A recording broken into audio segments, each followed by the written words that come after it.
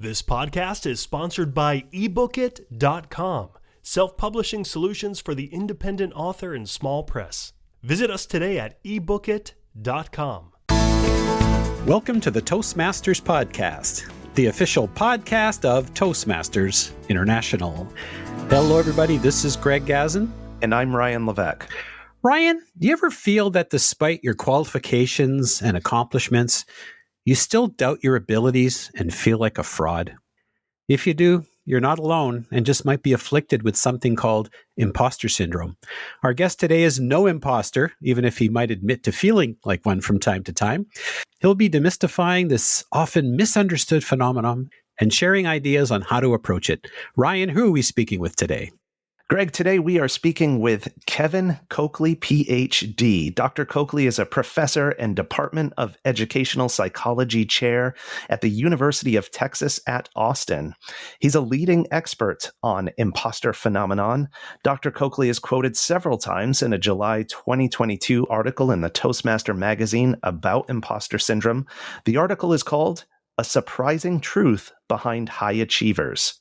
Also of note, Dr. Cokley will be presenting at the Toastmasters International 2022 International Convention this August in Nashville, Tennessee. The topic of his presentation, the phenomenon of imposter syndrome and mental health. Dr. Kevin Cokley, welcome to the Toastmasters podcast. Welcome. Thank you for having me. Before we get into our interview, Dr. Cokley, I'm just curious, perhaps some people may not be familiar with the term imposter syndrome. In fact, I've been reading in preparation for this interview. Some say it's not really a syndrome. Is it a disorder? Is it simply intellectual self-doubt? Perhaps you could just share with us a little bit about what it really is. Well, thank you both for having me. I guess the first thing that I would say is that the terminology that I prefer to use is not the imposter syndrome, but rather it is the imposter phenomenon, which is the original terminology that was used when the idea was created. But the idea behind it is essentially individuals who are very sort of competent, very intelligent, very accomplished, who nevertheless feel intellectually fraudulent. In other words, these are individuals who experience severe self-doubt in spite of the fact that their accomplishments would suggest otherwise.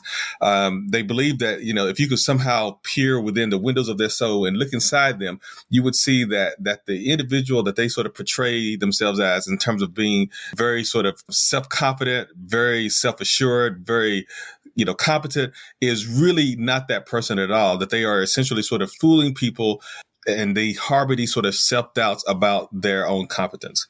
Dr. Cokley, would imposter phenomenon be synonymous with another term that we've heard quite a bit over the years, which is an inferiority complex? That is an interesting question.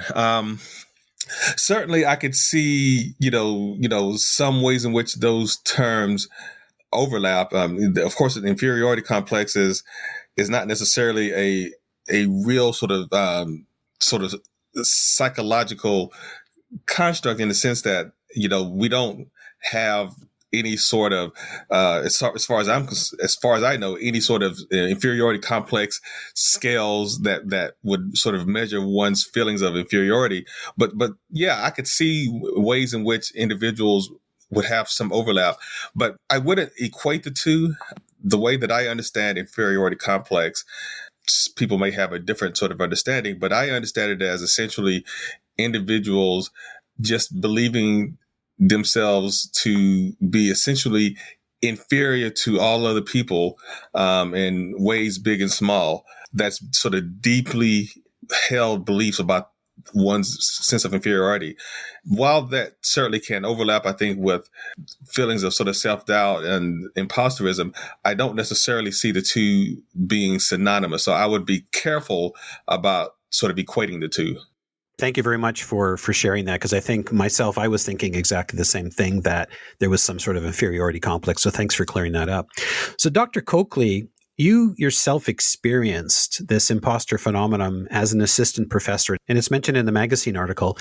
But you also mentioned in the article is that at the time you didn't actually know what it was. So for you, I'm curious, what did that look like and what did you do to overcome it? So when I finished my PhD, it was several years ago, 1998. And I was, still relatively young. I think I was about 29 years old. And I accepted my first academic position at Southern Illinois University at Carbondale. Well, if you know anything about academic positions, they are incredibly difficult to obtain, especially at a research-oriented school, very competitive. And you typically need to have a lot of published articles and research to get those sort of jobs. Well, at that time, I had a more modest looking curriculum vitae. I had, I think maybe one published article, some research experience, but not as much as you would typically expect someone to have who would obtain a tenure track position. When I started my position, I remember sort of looking around, walking the hallways of the psychology department and seeing all of these sort of published articles by my colleagues, and they were quite impressive. I was overcome with feelings of now what I understand to be sort of feelings of imposterism. But I remember just sort of feeling very insecure and feeling all sorts of self-doubt about, do I really belong here? Can I really do this? Am I just sort of fooling people? And it really was quite anxiety provoking, to sort of go through those feelings. I was single. I did not have a family. I essentially, worked my butt off. I mean, I really just became immersed in work. I worked, of course, during the day, teaching and meetings and writing, but I spent time in the evenings. I worked during the weekends.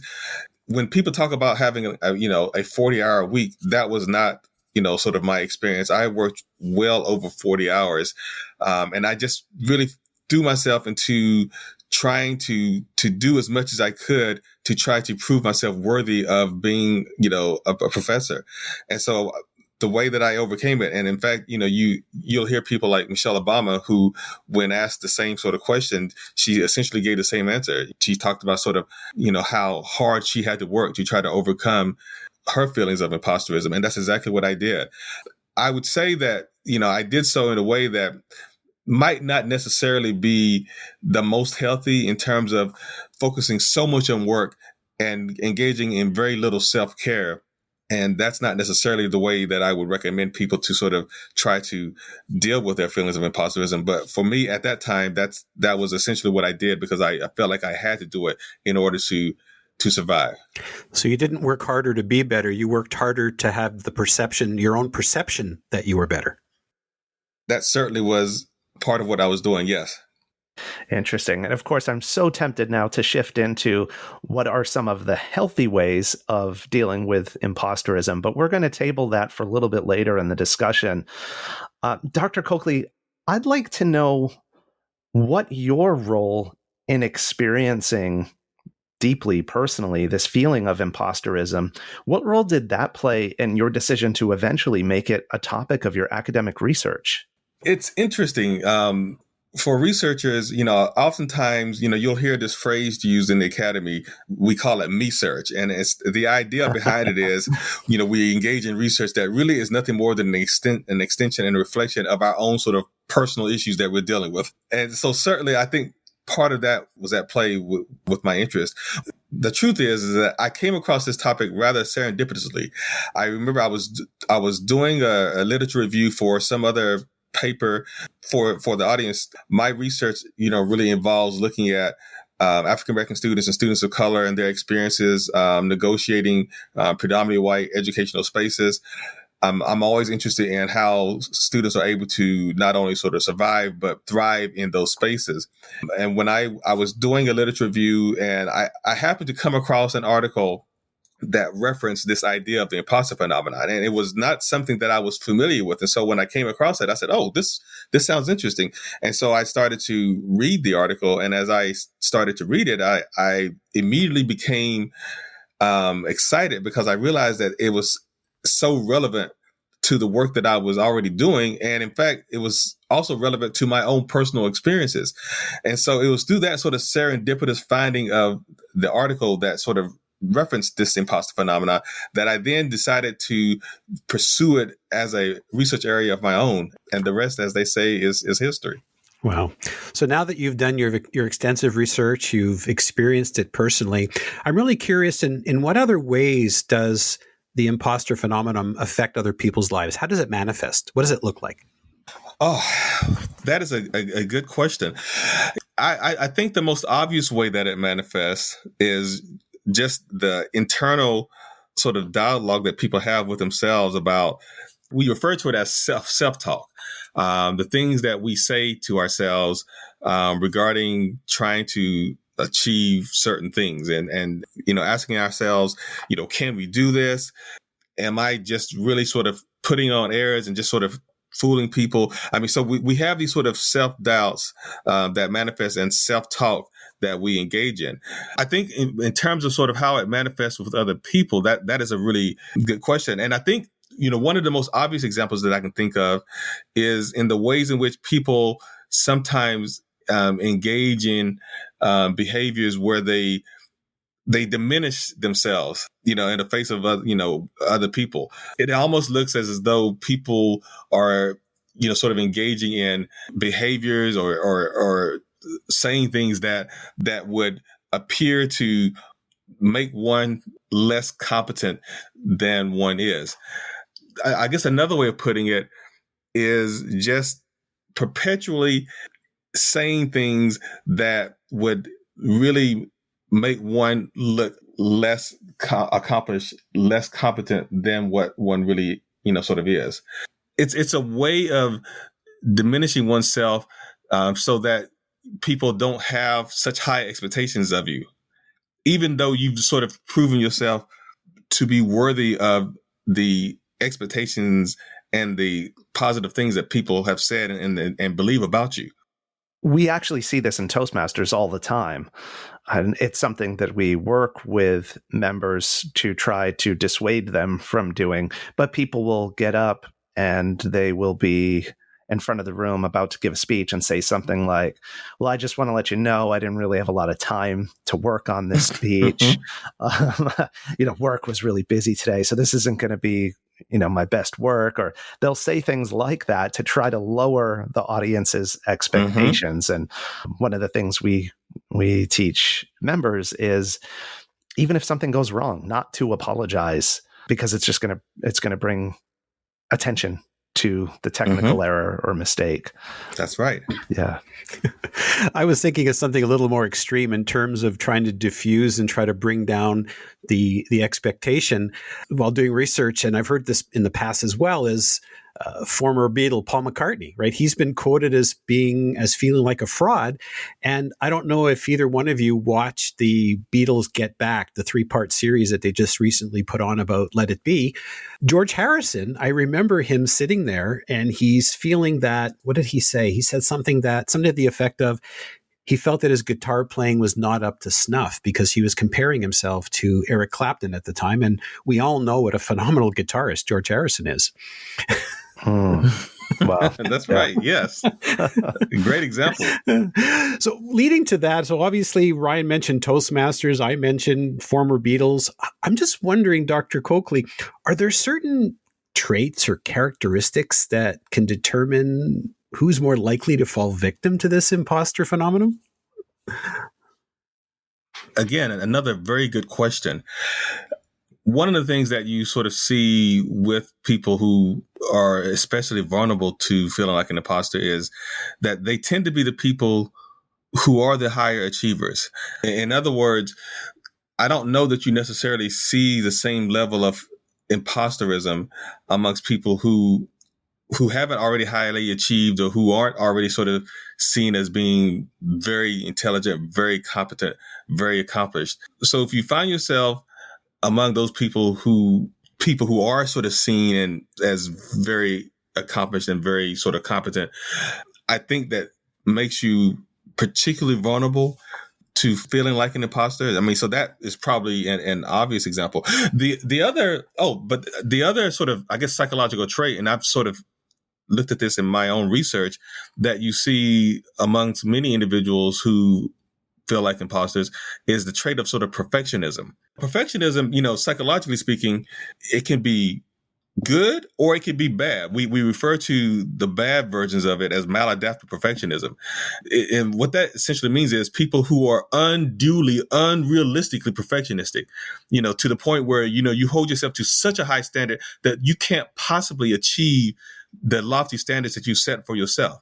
And it's that maladaptive perfectionism trait that makes people particularly vulnerable to feeling like an imposter. Does that make sense? Absolutely. It's like the student who was always getting straight A's and gets a B and felt like he or she failed. Right. Got it. Yes. Dr. Cokley, you eloquently laid out for us at the outset of the interview, I'll say, ended the misnomer of there being something called imposter syndrome in favor of this term imposter phenomenon. While it may not be a syndrome, it certainly is, as we just said, a phenomenon, and one that has real impact on people's lives. At this point, I would like to ask you to share with us some practical ways of managing or treating this phenomenon that people have found helpful. Another good question, and this is something that I will hopefully address, in my talk at the convention. But one of the, so I'm a psychologist, and one of the suggestions that we give people is to be very intentional about documenting your successes. Now, why is this important? Well, too often people who experience imposter feelings, they conveniently sort of forget or minimize those examples of successes that they experience during the course of a day, during the course of a week. And so sometimes you have to be told to be very intentional and to actually document every time that you did something that was great, where you received an acknowledgement, where you did something that is laudatory. Write it down, document it, and then revisit that. Maybe revisit it weekly, maybe revisit it bi-weekly, so that you can see, oh, you know what? I'm actually doing okay. I'm actually very good at what I do. I've actually accomplished some things. So just being intentional and systematic and documenting your successes and then revisiting that periodically. Again, it's a reminder that the things that we sometimes conveniently, forget or minimize, we need to be reminded of. And so that's one way of being able to do that. Does that make sense? Absolutely. Yeah, and as you're sharing this example or this strategy, Dr. Cokley, I keep thinking of some of the self-talk that I catch myself playing when I get some praise or some good feedback for something. And it's this sentence that usually begins with something like, oh, that was just ... Like, oh, well, that was nothing special. That was, I just got lucky, or I just happened to have a good idea at the time because I had just, I don't know, read a book on a similar topic, or, constantly downplaying these successes and instead of thinking, maybe I do have something of value to offer. A little bit of my personal experience. Yeah, no, that happens, more frequently than you would, probably care to believe. Another suggestion, and it's somewhat related to what I just said, is just sort of owning your accomplishments. Now, and what do I mean by that? Sometimes I think that we have been socialized to not really sort of talk about or be proud of the things that we've done. We don't, because we don't want to be seen as being braggadocious, as being sort of egomaniacal. We sometimes just minimize those things that we've done. Here we're saying, look, own your accomplishments. It's okay to be proud of what you've done. And you can do that. You can own your accomplishments in a way that is not sort of being braggadocious, that is not being off-putting, but it's just simply acknowledging, I did something, really good here, really impressive here, and I need to be proud of that. So owning your accomplishments is another strategy that we would sort of suggest. And I'll leave you with one more, and that is sort of talking to someone about it. And I don't just mean talking to a professional. I mean, obviously, I would always sort of recommend seeking treatment for mental health, and that's, goes without saying. But talking to people, talking to a friend, talking to a colleague who you might be surprised may have felt the exact same way, or maybe feeling the exact same way as you, because too often people who have imposter feelings are suffering in silence and they don't want to tell people or share this vulnerability with people. You may find that in talking to a friend or a colleague that they have either felt the way that you're feeling or they are currently feeling the way that you're feeling. It's always good to be able to kind of share this with other people. I see a lot of these things you're sharing also have very similar elements in terms of developing and maintaining your own self-confidence. So it makes a lot of sense. Yeah. In the article, there's actually a sidebar on the tips of overcoming this imposter syndrome or imposter phenomenon. And this is one that you'd made reference to. And one of them is the offer of the tip of being transparent. Can you maybe explain a little bit more about that or just elaborate on it? Sure. I'm thinking especially sort of about the types of environments where we work, where there's so much pressure, to excel and to not make mistakes. And when you're in that sort of environment, this advice is actually really almost more for, the people who are supervisors who help establish the culture of these spaces that we work in. Being transparent about your humanness, and what I mean by that is you're not perfect. You should be okay with being transparent about the times when you've made mistakes, about the times when you've not done something as well as you could have, and letting people know it's okay to talk about that. It's okay to kind of share that with people. Being transparent about your imperfections, because in doing so, hopefully it will make people feel more comfortable in doing the same thing. And to me, it ultimately will lead to the creation of a healthier work environment. Super. Thus far, we've focused mostly on the negative or debilitating aspects of the imposter phenomenon. Dr. Cokley, are there any positives that are embedded in this phenomenon that you might be able to extract for us? I'm really cautious about framing it as positives, although I will say this, that there is some evidence to suggest that, and I'm thinking about sort of, within the context of either school or I guess, sort of work environment, there's some evidence to suggest that individuals who experience imposter feelings can sometimes, end up doing extremely well, performing at a very, very high level, whether we're talking about students in a school context, sort of making very good grades and doing very well on tests, or, a professional in a work environment who ends up just being, incredibly good at what they're doing because of just the concerns about wanting to be perfect and wanting to sort of present oneself as being incredibly competent.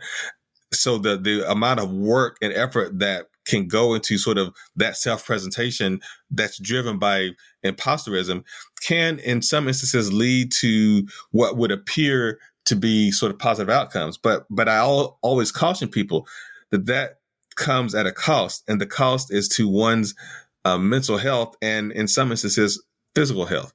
In other words, you work so hard to sort of be able to sort of be presented as this incredibly, accomplished, competent person, that it can lead, in more extreme cases, to a diminished mental health and physical health. So I always want to make sure to sort of say that to people. Yeah, which could have happened in your own situation where all of a sudden you're working twice as hard just to try to get that recognition or to be perceived as belonging there. That's right. Yeah. I'm just curious, Dr. Cokley, is this imposter phenomenon, is it something that will go away and gets better with time, or is it something that might just pop up depending on your circumstance? Well, and I think this is something that a question where we need to have a lot more research on. I'm someone who is, I'm somewhat of an empiricist, so I don't like saying things that can't be supported with data. I can give you my general impressions, which is somewhat supported by some data that I have, and which is that I think there's some evidence that feelings of imposterism slowly diminish over time as one gets more experience on a job or, whatever, the setting, that can result in increased feelings of confidence and feeling efficacious about one's ability to do well. So there is some reason to believe that it can start to diminish over time. Does it ever completely subside and sort of go away? I don't think that's the case. Only in, every once in a while, you might come across a person who has never ever felt like an imposter and is baffled when you ask the question. But whenever I sort of, and I'm going to do this, actually at the conference, I hope I'm not giving away all of my goodies, but whenever you ask people, most people will indicate that they have felt like an imposter at some point in time. And you see that across different developmental sort of stages. In other words, people across ages, whether it's young or sort of, midlife or sort of older, most people will indicate that they have experienced feelings of imposters at some point. But I do believe that those feelings are probably more prevalent when you are sort of younger or when you are sort of not as seasoned compared to those individuals who are more seasoned. Oh, I'm a little seasoned and I still get it once in a while. Well, no, not exactly. I can relate. Which is why I would not. I preface it by saying, I'm always hesitant to say that without like a lot of data. So these are like general impressions that are subject to corrections. Right. I guess I'm just a statistic, am I? I'm just kidding. No, this Dr. Cokley, this has been so enlightening. As you were speaking, I was just thinking about a lot of things that have happened in my life and some of the stories that you shared that I'm totally looking forward to your presentation at the upcoming international convention. I'm sure obviously you're going to be elaborating on a lot of this. And folks, if you enjoyed this episode, please take the time and share it with your friends. Let them know about Dr. Cokley, let them know about the upcoming convention, and also have them read the article in the upcoming issue of the Toastmaster magazine. And Dr. Cokley, before we let you go, what is the best way for listeners to connect with you online? Right now, my institutional email address at the University of Texas at Austin is kcokley, that's Cokley, at austin.utexas.edu. That email will be good right up until probably September 1, at which point I will be a professor at the University of Michigan. That email address will be kcokley at UMich, that's UMICH.edu. Well, congratulations on that. And we'll certainly put both of those email addresses in the show notes. All right. Thank you. And you can hear more from Dr. Kevin Cokley at the Toastmasters International Convention in Nashville, Tennessee this August. That's August 17th through 20th. Hope you can make it. You'll be able to see him there either in person or virtually. Either way, make sure you catch it. Dr. Kevin Cokley, thanks again for coming on the show today. All right. Thank you for having me.